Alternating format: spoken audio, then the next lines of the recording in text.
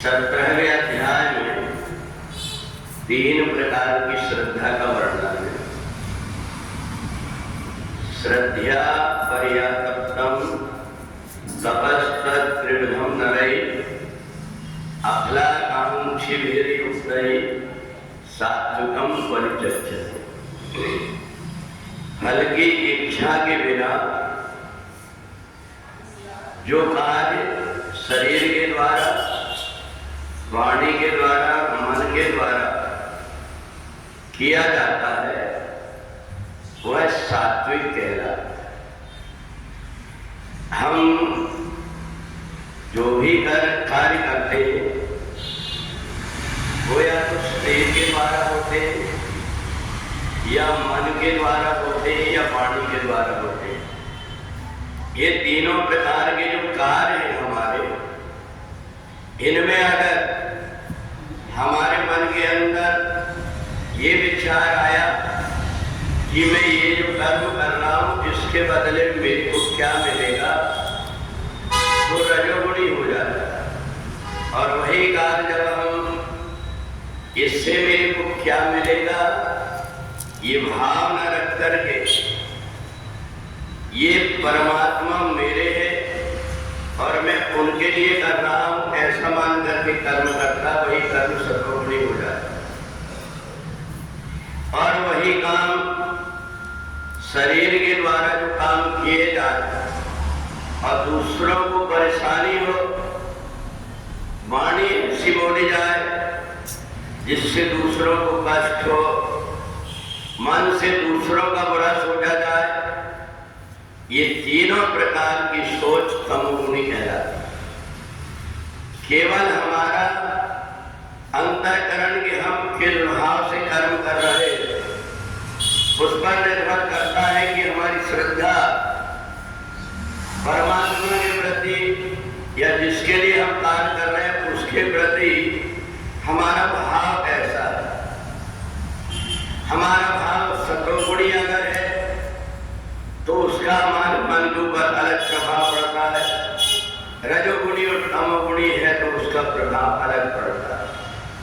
जो व्यक्ति सत्वगुणी श्रद्धा वाला, जिसने परमात्मा से कभी कुछ नहीं मांगा, चाहे न चाहिए कवम गच्छू प्रभु सन सहज सने, जिसने परमात्मा से कुछ नहीं मांगा और जब कुछ नहीं मांगा तो उसका मन प्रसादा सौम्यत्वम, वह हमेशा प्रसन्न मन वाला व्यक्ति रहेगा, क्योंकि उसने परमात्मा से कुछ मांगा ही नहीं।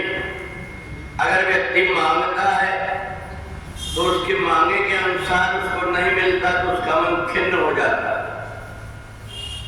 परंतु प्रसाद समझ करके जो परमात्मा से मांगता नहीं, अपने कार्य को बड़ी श्रद्धा भाव से करता है, उसका मन प्रसन्न हो जाता है।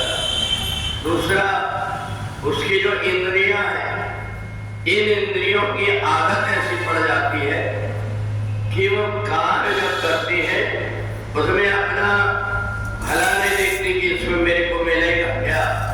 इंद्रियों का सहज स्वभाव हो जाता है, वो सेवा की भावना में लग जाती है। उसके मन के अंदर ऐसा लगता है शरीर के द्वारा मेरे को कुछ सेवा करना चाहिए, तो ऐसा मान करके व्यक्ति जब कर्म करने लगता है तो उसका शरीर पवित्र हो जाता है। जब वो परमात्मा का चिंतन करने लगता है, परमात्मा की गुणगान करने लगता है, तो उसका मन पवित्र हो जाता है। और जब वो वाणी के द्वारा परमात्मा की आराधना करता है, मंत्रों को पढ़ता है, तो उसकी वाणी पवित्र हो जाती है। तो जब हम अच्छे कर्म करते हैं तो हमारा मन, वाणी और शरीर तीनों की तीनों पवित्र हो जाती है। केवल हमें अपने मन के अंदर के भाव बदलना पड़ता है। हम सोचते हैं कि मैं जो कुछ सोच रहा हूं वो हो जाए, वैसा होता नहीं। परमात्मा कहते हैं कि तू वो काम कर जो मैं चाहता हूं, तो वो होगा जो तू चाहता है। परंतु तू वो काम करता है जिससे कि तू चाहता है वो,